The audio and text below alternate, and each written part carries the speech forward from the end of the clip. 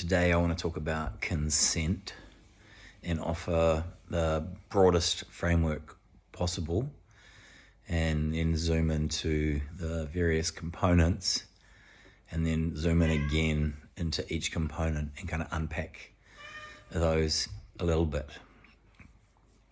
I find the conversation around consent fascinating, given how a lot of parents treat their children.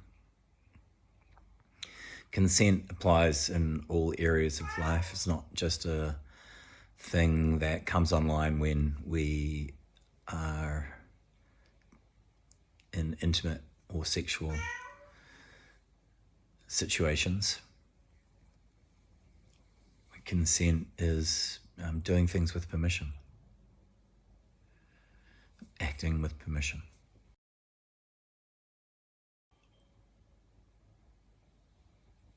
As a coach and a facilitator, things work really well when I have the permission of the person or the group to ask the questions that I ask, to lead in the way that I do.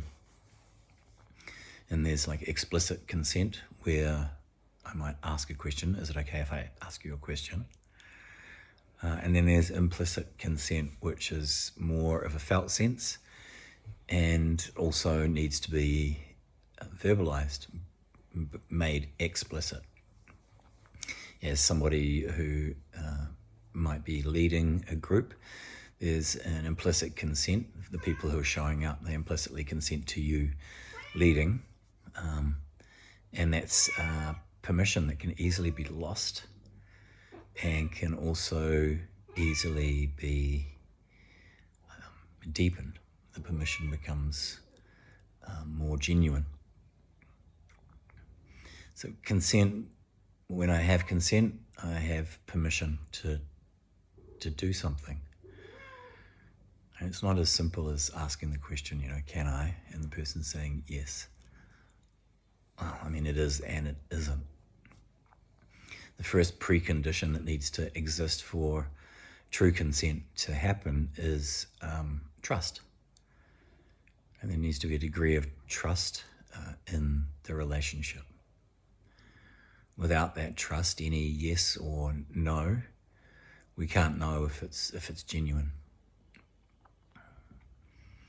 For the initiator, right, that's what I'm going to call the person who's taking responsibility for asking and for ensuring that consent is given. So for the initiator, the first thing they need is to know what they want. And it might just not be what I want, but what I think is needed, right? But a simple way to say that is, I need to know what I want. The second thing is I need to know how to ask for it. The third thing is that needs to be a genuine question, right? So if the answer is yes, great. If the answer is no, great. And the fourth thing is I need to know how to be okay with whichever answer I get. It could be a yes, could be a no, could be a not yet, could be a I'm not sure. So how to be okay with that. And then the fifth thing is how to act graciously with sensitivity and appropriateness, actually. So the sensitivity in myself to know what's appropriate. That's what I mean by sensitivity. So that's, I haven't done like a deep inquiry into this, but those are some of the things that seem very immediately apparent.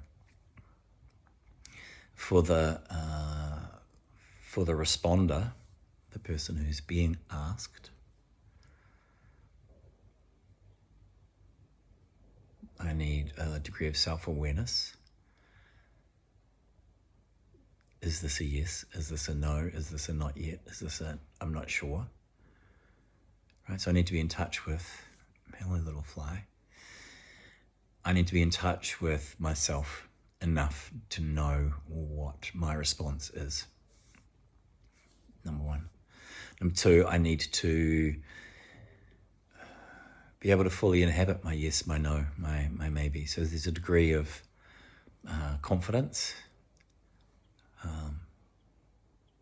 and a degree of, especially if I'm new to this, a degree of courage to be able to say yes, no, maybe, not yet, whatever the answer is. Right, and this cycles back to the context. Right, there needs to be trust. There needs to be a degree of trust in the relationship so that I'm able to give a genuine response. So for the responder one, I need to know what my answer is, self-awareness. Two, courage to speak my truth. And three, same as the initiator, I need to be okay with potentially the discomfort that I experience in my body when I give a no, when I feel like a yes is expected. Or maybe I'm just really new or uncomfortable with saying no to people. And the third thing that is really useful, not necessary, but really useful, is the ability to communicate.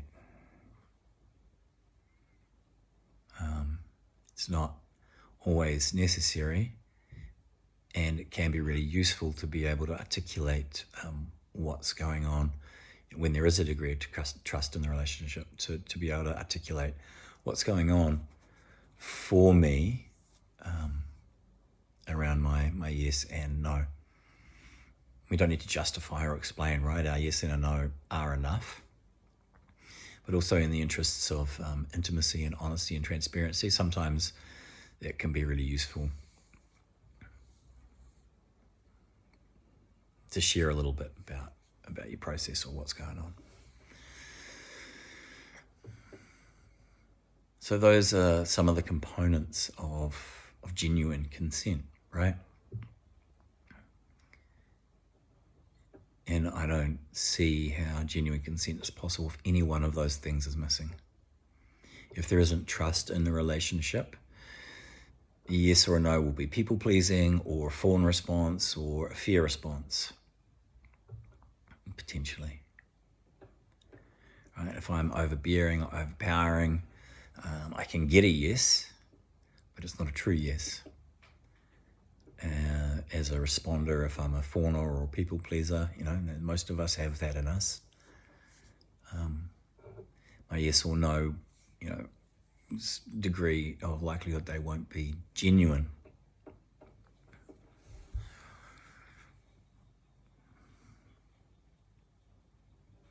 Is anybody watching this? Did you have these things fully online in your being when you were a teenager, a young man or a young woman? Were you able to access all of these parts of yourself? Did you have them online? Many of us not. Not at all. And the fascinating part of the broader cultural conversation around consent is the realization of how few parents parent from a place of consent. A lot of people are parenting from a place of I'm the authority, so do what I say. I'm the authority, do what I say. And as a child, I get conditioned, programmed, and attuned to obeying authority because they're the authority. And so in later life, my tendency will be, my pattern will be to do what I'm asked or do what I'm told. There was something else that just happened there. And kids who are raised without agency or autonomy, they can't actually say no. However, the caregiver might frame the demand as a question. can you hurry up? For example. It's not a question that's that often is a command. So it can be really difficult for us to find, to navigate through that. And we find ourselves falling into patterns, what we know, and reactions rather than responses.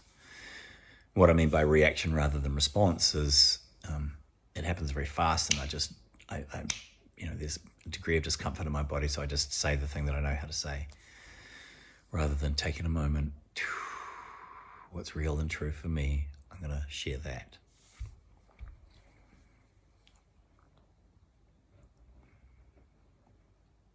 And more broadly, young people don't have a choice about going to school or not. Right? They got to go to school, so they don't have a lot of autonomy or agency there. And that's something that will train us into just doing what's expected. And often, especially when we're younger, but in adulthood as well, we learn to read what's expected, and we do that because that avoids conflict. And so when it comes to these times where consent is explicitly asked, we'll be reading what the person asking wants, and we'll give them that. And a way to parent consensually, and it starts from when a baby is brand new. When parents treat their kids kind of like an object, they just pick them up, they put them down, they change the nappy without any conversation. And obviously you can't get consent from a baby, right? However, you can include the baby in the experience. And this is it fits so perfectly for me, and I know that a lot of people have a lot of problem with it because time, pressure, kids got to fit in with our schedule and stuff. And I mean, that's true to a degree, that kids do need to fit in with our schedule. But what's the cost of that, right? Especially like babies. Picked up, passed around, give me a hug, give them a kiss, all that. That's not babies, that's toddlers and older kids. And when a baby's little, before picking the baby up, meet the baby's eye. If the baby's eye's open, hey, baby, I'm going to pick you up. In 3, 2, 1, here we go. I got you now. Now we're going to walk over to the changing table, and we're going to change your nappy. Now I'm going to put you down. 3, 2, 1. Okay, I'm unbuttoning your onesie. Let's get that arm out. There we go. Let's get, like that, right? So they call that like sports casting. You're not offering any judgments on anything, but you're just describing what's happening as it's happening. And this includes the child, the baby, in the experience, right? I'm doing it with the child, not to the child. And this is absolutely the foundational and central part of consent. 100%. I'm not doing it to you, I'm doing it with you. Medical consent, okay, that's another piece out to the side there. I'm not doing it to you, I'm doing it with you. A lot of kids grow up where they're not part of their own experience. Stuff is being done to them. Right? Going in and wiping their face without letting them know they're going to do it. So this is non-consensual parenting. And what it builds into the child is an expectation that things will be done to them and they don't have any choice about what happens. right? It gets encoded. Things get done to me. I have no choice. I have no power. I have no agency. They just happen to me. And we're 100%, we're setting our kids up to be powerless. 100%. If, as their primary caregivers, if we're not willing to include them in the experience and give them autonomy and teach them how to handle that autonomy and make choices that fit and suit them, as well as, hey, we've got a family culture here and this is how it goes and this is how we do it. But remaining open to questions, differences, challenges, if we shut those down, we're 100% training our kids to be powerless in conflict and to allow things to happen to them rather than feeling like knowing that they have a choice in how those things go.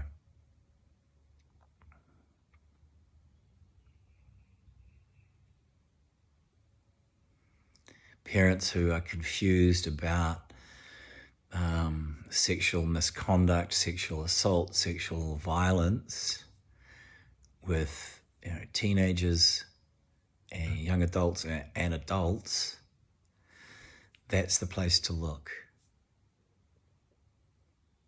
Right? How were you raised? Were you raised to be able to say no? If a child can't say no to a caregiver who ideally is the most trusted person in the world, how the hell are they going to say no to somebody they don't trust? Well, they don't know. Right? So often we teach our kids to obey us.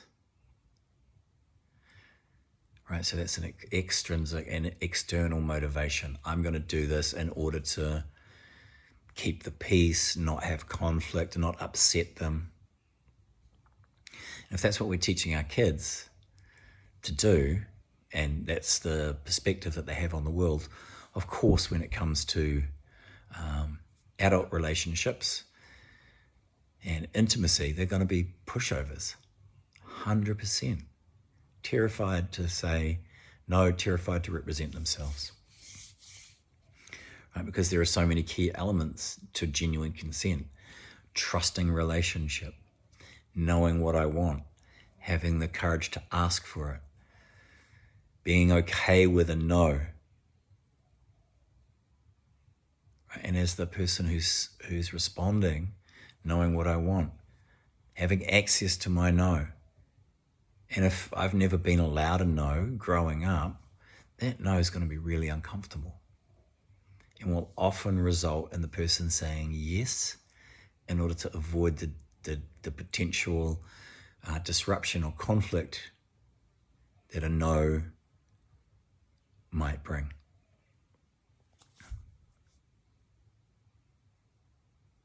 And as adults, if we're repatterning or rewiring this,